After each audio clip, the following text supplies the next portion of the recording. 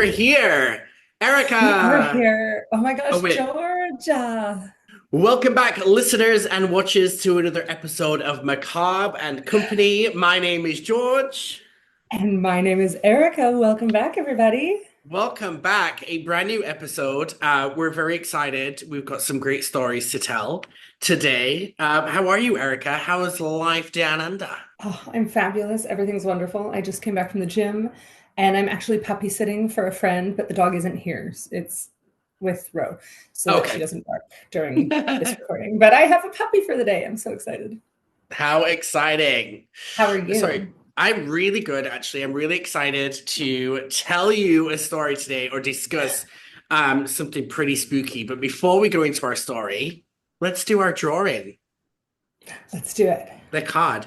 So the card that I drew today was the Wheel of Fortune card. I think I put it back in the pack though, but I'm going to, the Wheel of Fortune card I'm going to explain to us. It represents luck, change, destiny, and fate. So the Wheel of Fortune represents a stroke of luck. This card may indicate that you've stumbled on or are about to stumble on a bit of good luck. We could all Yeah. use some good luck. I love that. However, the wheel is constantly spinning, so this moment may be fleeting. If you're at a low point, let the Wheel of Fortune remind you that everything in life is a cycle, and what you are experiencing now will come to an end. If you're at a high point, let it remind you that things will change at some point, but at the same time, remember that these happy moments are something to cherish. This card could also be a reflective pause to think about how you treat others. What goes around comes around, so make sure you're treating others well, even if you just disagree with them. This card may remind you that often things are outside of your control and you have to roll with the punches. Everything you experience is leading you to your destiny. Ooh, that's a really good one. Yeah, it was a good card today. I'm feeling that. I'm feeling that. I'm about to go on vacation for a week and, you know, can't take it for granted, Yes. you know. Very well deserved. You're working hard. Well, today, Erica, as we move into our story, we're going to be discussing it's less of a legend because there's a lot of truth to it. But we're going to be talking about a Scottish legend, and we're going to be going back to Ooh. 16th century Scotland. So a long time ago, and we're going to be talking about the legend of the Sawney Bean Clan. Have you ever heard of the Sawney Bean Clan? No, they sound really cute. Well, not so cute. So we're Oh, I'm traveling gonna back regret. to, yeah, there's nothing cute about this story. Well, maybe you'll think it's cute because we're a little bit grim like that. So we're going to travel back to 16th century Scotland to a time where people were generally scared of this, of stuff. Like you didn't really travel much, unless you were like a traveler or you were out on business or you were going out trading. Obviously, the weather in Scotland isn't great anyway. And back then, there wasn't cars and stuff. You rode horseback, in your cart or you walked.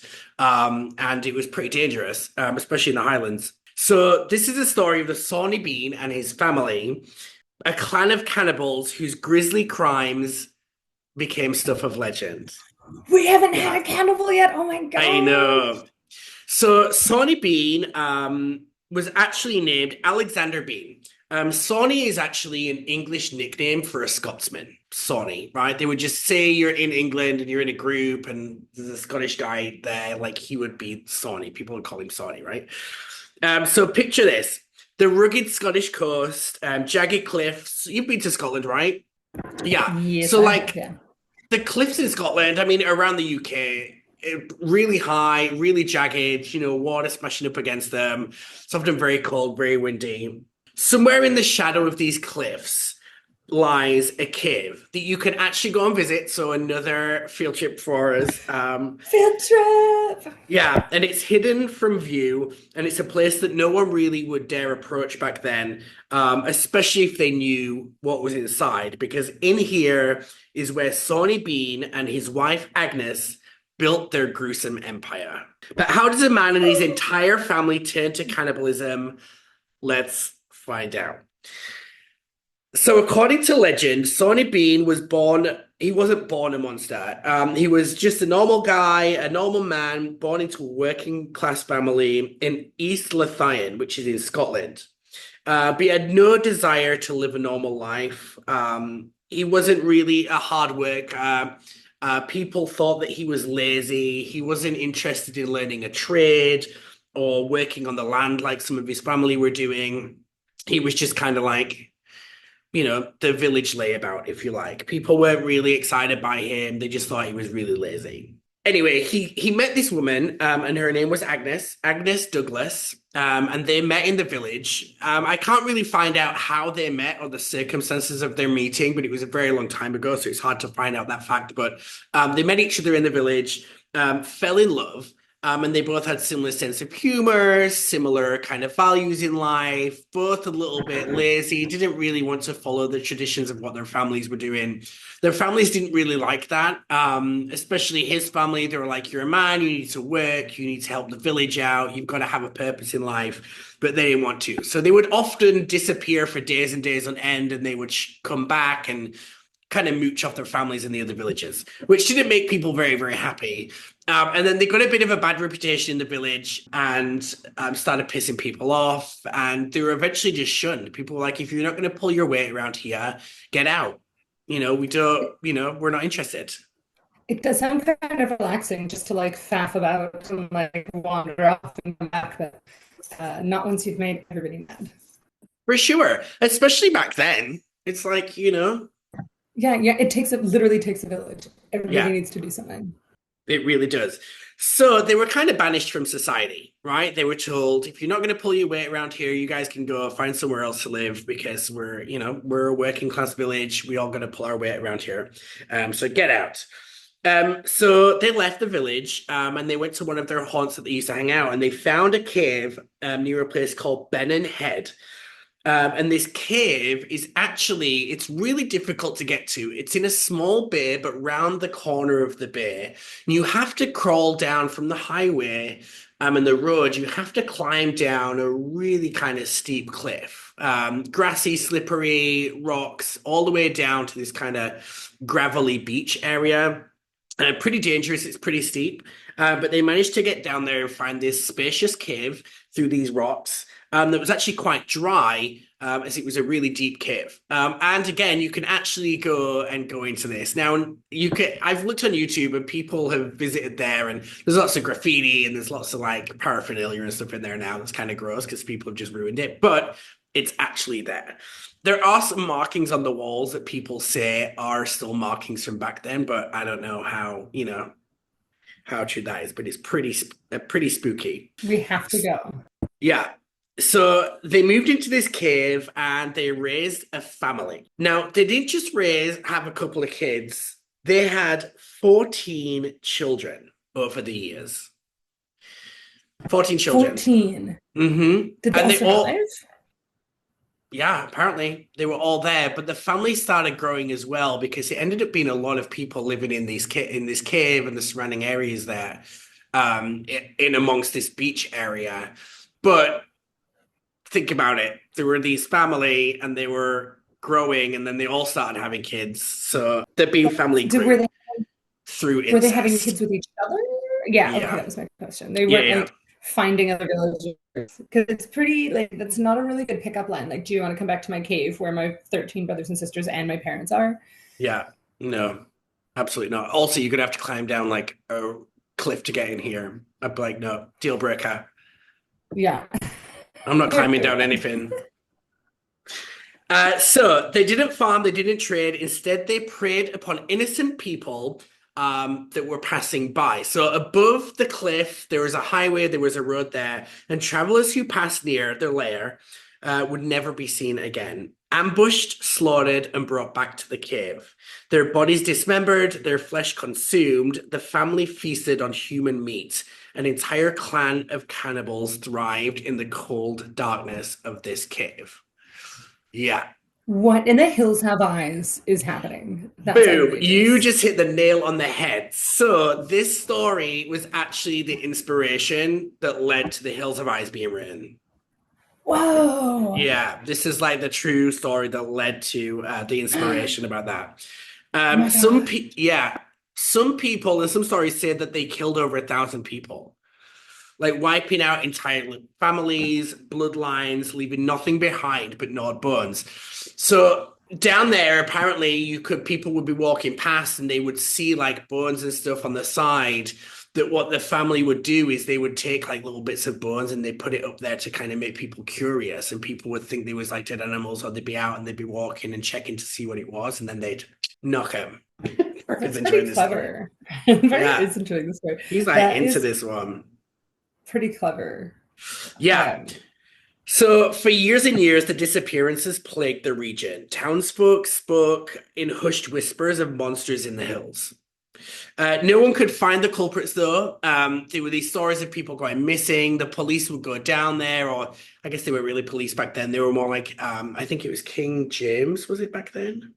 Yes, King James VI. He had like his people that would go down there and look, his henchmen, I guess. But they'd never find anything. You know, and villages would tell stories and like, don't go down the highway there, especially on your own, especially at night. It's very, very dangerous. And stories started spreading about monsters and people living in the hills. Search parties ventured out, but they never found a hidden cave either. Like they could never find this cave because there's only at certain times of the day is when it's accessible because the tide comes in and out. So yeah, so it's pretty difficult. Yeah, it seemed that Sawney Bean and his bloodthirsty clan would continue their reign of terror indefinitely. That was until one fateful night. The story goes that a husband and wife were traveling by horseback, returning home from a nearby fair. It was dark, the road was deserted when they were set upon by the Bean clan. The wife was dragged from her horse and killed instantly, but the husband fought back with a stroke of luck. He managed to fend off the attackers and escape. Bleeding and horrified, he made it to the nearest village and alerted authorities, and soon word reached the King of Scotland himself, James VI. At this point, King James had had enough. He'd heard about all these people going missing, and there was people that were traveling to see him, and he was just over it. People were scared to visit this certain part of Scotland, so he sent another army of men determined to end the terror once and for all. So he gathered his best of his best investigators and soldiers, and he sent them out. So apparently they like combed the coastline up and down, and then eventually, after days and days and days, they found the cave.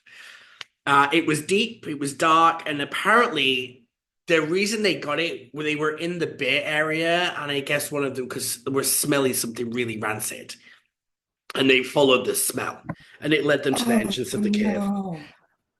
Yeah, inside they found piles of bones, blood-soaked clothes, and evidence of hundreds of victims. The Beans had been living there undetected for decades at this point. Decades. Oh, decades. This went on for a long time. Wow. Yeah. So they went in there, they found them in there, they dragged the entire clan out, or what was left of the clan, into the daylight. The tide was out, and Sawney, Agnes, their children, their grandchildren, and even some great-grandchildren at this point were all taken out, and they were put into custody, right? Taken into custody. Their punishment for unspeakable horrors, the legend says that they were taken to Edinburgh, where they were executed in public. And they were made to face the families and victims of people that had gone missing. Now, it was really hard for them to tell who the victims actually were, but they knew that, like, all these people that had gone missing, you know, victims of Sawney Bean Clan. So, for those listening, my dog is asleep, sat right next to me, but set up. You can actually visit in Edinburgh if you go. There's a square that you can go and visit, and they actually have like bricks on the floor. You know when you go to Disneyland and all the bricks have people's names on? Yeah. There's like something in there's a square in Edinburgh like that, but it's names of people that were like tried at this specific court. It's like historical data, but that's how they did it. So they're not actually recorded on there because that was done way after. But apparently that's the spot, and you can go to the square and stand there where they were publicly executed. Apparently the men were dismembered on show in front of the city, and the women and children were burnt alive in the middle of Edinburgh. Oh my gosh. Yeah. But they said that, they were doing that to ensure that there would be no trace of the Bean clan ever again. But who knows, right? Who knows if they got them all? They could still be descendants of the Sawney Bean clan there in Scotland somewhere, living their best cannibalistic life. They're probably not eating people now, but no, probably not. Someone's a descendant of them. Wow. So historians have searched for more records and things, and there's very little records around. There's a few that detail the inquiries into the missing people. There's some stories and some documentation from back then about them being arrested and being found, but obviously because it was the 16th century, it's not like they have files and files and files of data and information. But this is a really a strongly believed story in Scotland to be true. Like the details that I found online as well. People are like, this is a true story. And it went on for such a long time. Yeah. Wow. Pretty scary, huh? That is totally scary. Yeah, so the legend of Sawney Bean and his cannibal clan remains one of Scotland's most enduring and terrifying folk tales. A gruesome reminder that sometimes the scariest monsters of all are human. Dun, dun, dun. Oh my gosh. Bum, bum. I know. How scary. That's so scary. What a story. Oh my gosh. I mean, like decades long. But you've watched The Hills of Eyes, right? I mean, that's terrifying. Like watching that when I was a kid, like the original one. What was it, like the 70s the original one was made? Yeah, like that is just terrifying, the thought of it. And they probably they would have some disfigurations if it was like incest generations. Like they wouldn't all, and they'd be terrifying looking from living in a cave for 20 years. Ooh, yeah, it's pretty scary. I mean, and to think of it, Scotland's a pretty small place, Yeah. I mean, compared to a human, like it's big, but I mean, it's a pretty small place. So the amount of people that traveled through there, and there wasn't loads of roads back then, I'm sure there was very limited on like infrastructure, right? Yeah. So creepy. Oh my God, that's such a good story. Oh my gosh, I need to go see that cave. We will put pictures on our Patreon and our social media because I got loads of pictures of the caves as well. And for anyone who's super interested in taking a look at it now, there's a really great, not sponsored by the way, there's a really great YouTube channel that I follow called the Grim Life Collective, and they actually go and visit the caves.